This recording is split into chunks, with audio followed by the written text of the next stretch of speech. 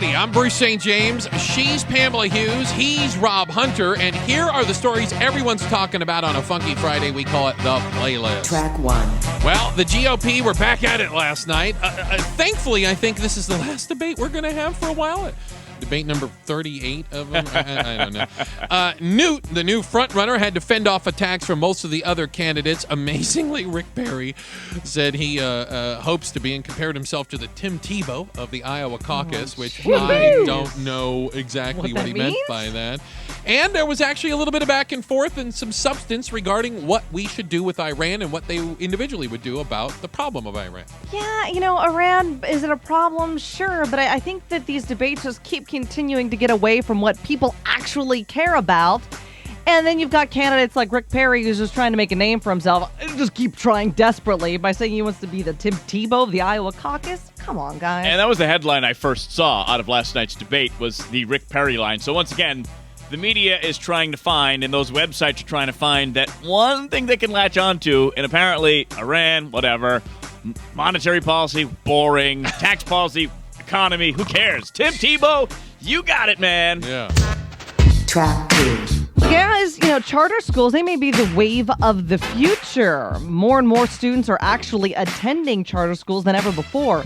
In fact, last year around the country, 500 new charter schools opened just last year. Really? See, they have the freedom to try some new things. They have a little bit more accountability, though, when they're trying those things. But critics say some schools have better test scores because, well, they can, pick better students and parents are more involved. There's always critics when something goes well. Yeah. Look, and I wonder, too, is this something you're going to consider for Riley down the future? Are you going to consider? Absolutely, I would. I think any parent that doesn't consider a charter school got to get it together. Yeah. At least take a look. Yeah, I always say, it's important to look at your enemies. You can learn a lot more about something. And the people that are lined up against charter schools are the type of people I don't like to begin with, so charter schools must be brilliant. You mean like teachers' unions?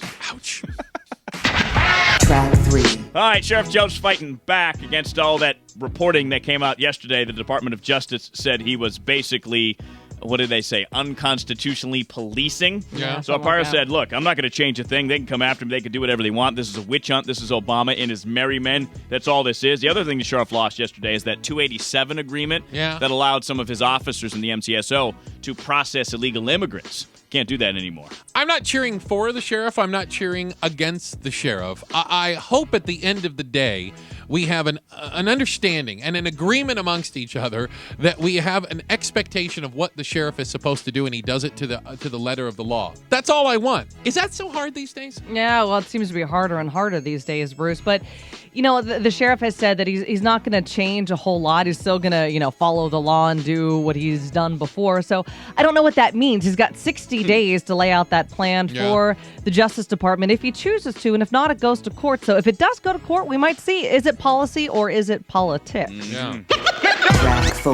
The government won't shut down. Woohoo! Amazingly enough, the Democrats and Republicans have come up with a deal on the payroll tax cut. Of course, instead of solving the issues, lawmakers could just extend the payroll tax cut for another 2 months and push it off down the road a little bit. And then the government will shut down in 2 months? Also, an agreement was reached over a $1 trillion spending bill to fund the government, but it expires in September of next year. Who thinks that the political climate 1 month before an election is going to be any better to get anything done? As usual, kick the can down the road. It's exactly what I was going to say. They just keep doing the same thing over and over again. And let's not forget, the reason why they probably just extended it for 2 months is, hey, everybody wants to go home for Christmas, right? Mm-hmm. They don't want to work then to fix the problems. Our government is a joke. That's all I have on this one. Simple. Track 5. All right, can you believe there is such a thing as too many presidents? No contrary. I know, right? Well, of course, there's somebody always out there to research these kinds of things.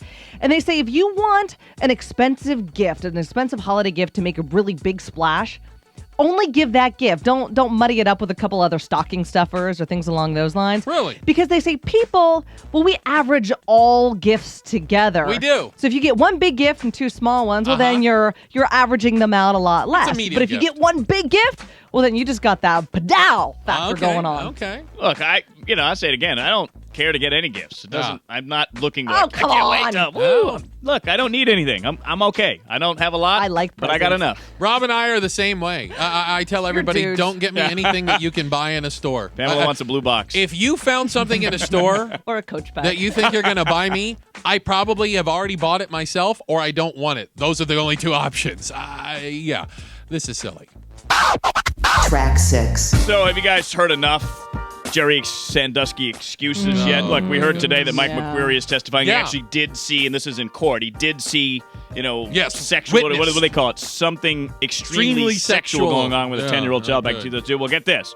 Another one of Sandusky's lawyers says the reason he was showering with those boys is because they had poor hygiene, and he was teaching them how to clean themselves. Oh, my Yeah. goodness. Seriously? Absolutely. Just teaching a person to shower at the age of 12 or 14 sounds strange to some people, but people who work with troubled youth will tell you there are a lot of juvenile delinquents, and he called them delinquents He called too, them delinquents. and people who are dependent who have not been taught the basic skills on how to put soap on their You body. can tell them. You don't need to show them. Or you can show them outside of the shower. Yeah, You take the soap and you go like this.